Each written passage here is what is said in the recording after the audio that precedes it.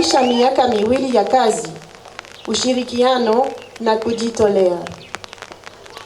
Tunajivunia sana kukabidhi rasmi jengo hili kwa jamii ya Nkwesho.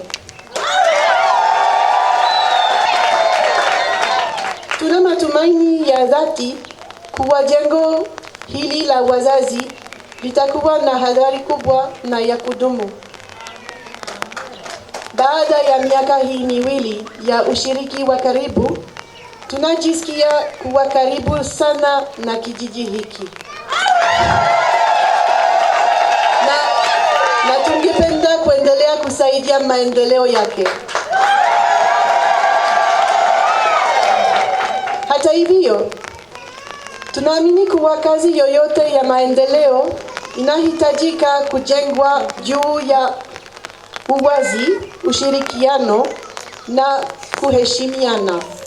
Tunao changamoto ambayo tumeipitia kwa maana ya umbali kutoka kituo cha afya kimoja kwenda kingine cha serikali. Ukitoka kituo hiki kufuata kituo kingine popote kilipo ni zaidi ya kilomita 10. Kwa hiyo mheshimiwa mgeni rasmi, kuna umuhimu mkubwa sana wa hiki kituo hapa kiweze kuendelezwa na kiweze kuwa kikubwa, na Mungu akipenda iweze kuwa ni kituo cha afya cha kata yetu ya Machame Mashariki.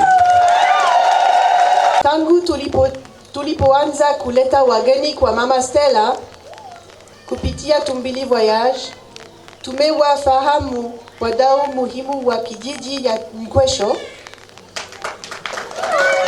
walimu wa shule ya msingi, wahudumu wa zahanati na wengine wengi. Daktari Kwayo alitueleza changamoto zinazokabili zahanati, hasa hali zisizotosheleza kwa mapokezi na huduma kwa wajawazito. Ndugu zanguni,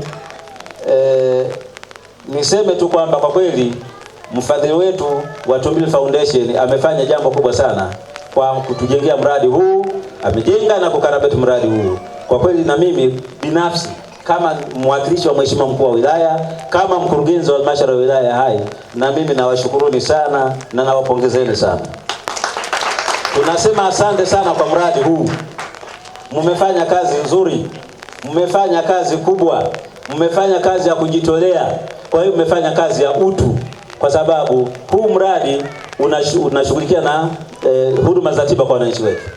Na huduma za tiba ni jambo la msingi sana, maana unacheza na uhai.